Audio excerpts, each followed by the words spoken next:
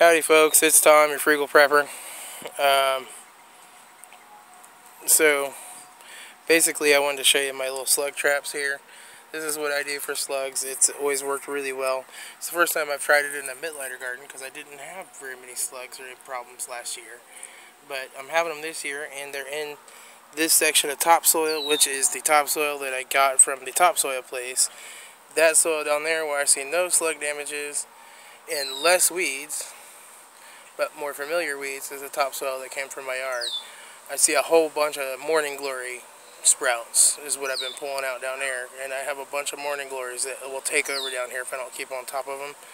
This, I'm seeing more grass and different kinds of plants that I don't normally see because the soil's not from me. So this is one of the advantages of growing in sand and sawdust, is you don't have this problem.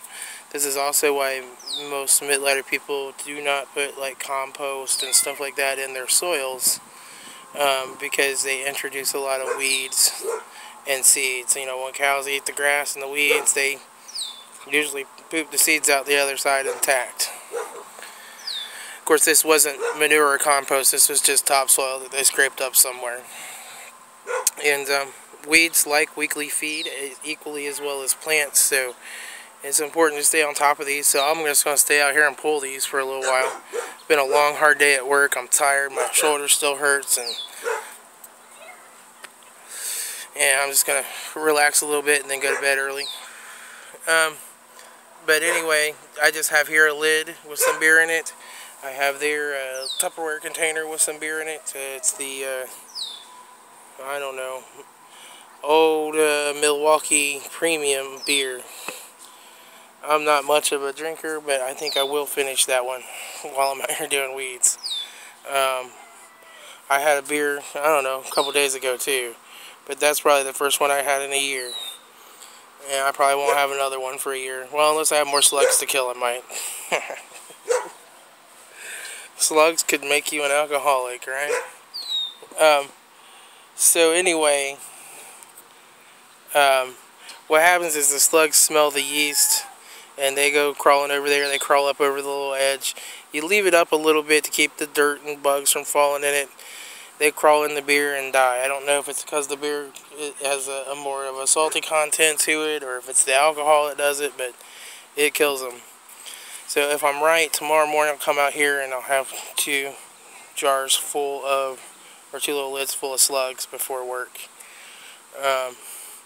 But I am going to stay out here and start pulling some of these little weeds, because there's quite a few of them, and they're going to get out of control soon if I don't get on top of them. So lima beans are looking real good and happy over there. It's kind of weird. It's almost like those first 2 leaves are 2 halves of the seed on those lima beans. It's kind of interesting. I've never grown lima beans before. I hear they really love the warm weather, and they naturally grow in like the equatorial region, so they really like it warm. So we'll see how they do. But yeah, so good. So far so good. Nothing sprouting over here yet. I wouldn't expect there to be. A couple of weeds sprouting, but other than that, nothing sprouting. Boy, I'm looking, and the soil is really a little low in that corner. I didn't get that leveled out too good, but it'll do for now. I'll get it leveled out better next year. So yeah, that's what's up in my little world. I'm sitting out here, the boys playing with the dogs up there, and I'm going to try to relax and forget about this day at work and deal with it tomorrow and see if I can get some sleep tonight, because this shoulder's been killing me. I think I'm just going to take some Motrin and some Tylenol and have some beer, see if that helps. Alright folks, I'll talk to you later. Everybody, be happy, be frugal, and I don't know, whatever else you want to be, I guess. Oh yeah, one thing I wanted to say is I got me some boots. I tell you, I was working out here in those cheap $10 Walmart sneakers, and my feet would hurt. I was getting blisters because they would slide around inside. And these, I don't have them tied up really right now because I just slipped them on to walk out here. But when I'm working, put on a nice thick pair of socks, put these on, tie them up tight so they really are tight to my foot. The sole gives me really good support. Makes all the difference in the world, especially if you're digging with a shovel. Sneakers will kill you digging with the shovel. I have my little inserts in here for my plantar fasciitis too. But these are really good boots. I can work in these all day long and my feet don't hurt when I'm out working in the garden and stuff. So, these were like a $20 or maybe a $29 pair of boots at Walmart. They're nothing special. They're